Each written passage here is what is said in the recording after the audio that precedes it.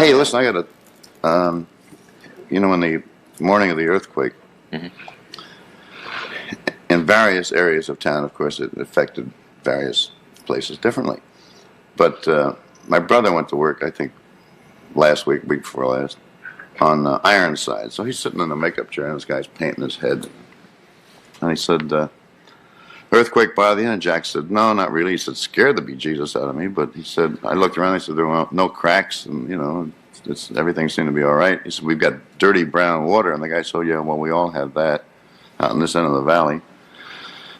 And the guy said, man, he said, I really tore it. He said, what do you mean? He said, well, I came home from a, quote, union meeting, quote, bowling, quote, anything. Came falling in at 3 o'clock in the morning or something, and fell heavily on my bed of pain. And he said, I woke up, and out where I live, he said, everything was happening, man. He said, I thought it was Armageddon. He said, I thought it was the Lord's own justice on me, and I thought it was the end of the world, really. And he said, I reached over and clutched my wife, and he said, we just stared at each other like that while the whole thing spun around, and you could hear it rumbling and roaring and things breaking.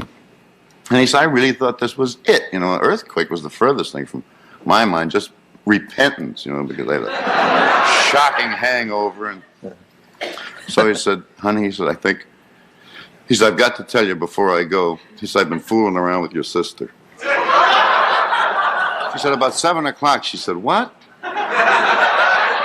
And he said, those aftershocks didn't bother me at all, man. He said, I was praying for a big one.